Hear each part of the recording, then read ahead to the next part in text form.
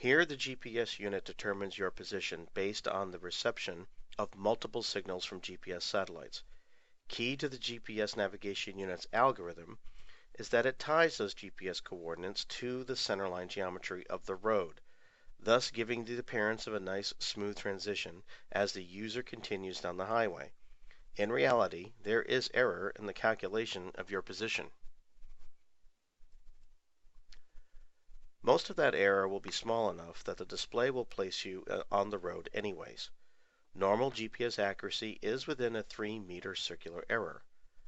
Both the higher the number of satellites you're receiving, or the wider the distribution of satellite signals increases your accuracy. Therefore, there will be occurrences where either a lower number of satellites are present, and or the proximities of those signals are very close, that will result in an occasional larger error. This means your calculated position could very well be off the road itself. If GPS units did not link your estimated position, accounting for some error, to the centerline geometry, you would be displayed in various positions, giving you little confidence in the product. In current GPS navigation products, it is not until you are a great distance for a set amount of time does the unit calculate your position as elsewhere. So the technical challenge is to align the vector road center lines with the scanned raster representations of where the roads are drawn. For simplicity, we have derived the centerline vector geometry of some key roads on this map. Now keep in mind, the vector geometry is much more accurate and can retain its resolution regardless of how zoomed in the display may be.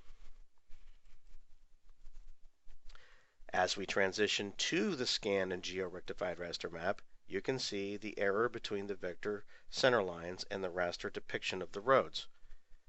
If we zoomed out a few scales, the error would be considered negligible. However, the user cannot utilize a GPS navigation product at a city-size scale. From here, the positions of the scanned roads within the geo-rectified raster image would have to be better aligned to the GPS coordinated vector center lines, like this. Now, this is a simple graphical representation using Microsoft PowerPoint to simulate the final solution. A much more tightly aligned final result would be seen when using a geospatial information system software such as ArcGIS or MapInfo. Keep in mind, this approach was a consideration for seniors given their familiarity with using traditional map products.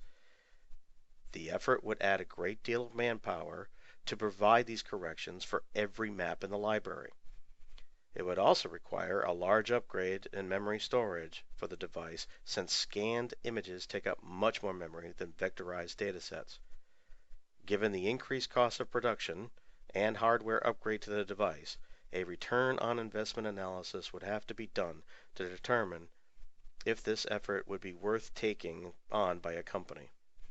Eventually, as time goes on and younger generations become the senior population, the utilization of current vector datasets over raster would be the norm.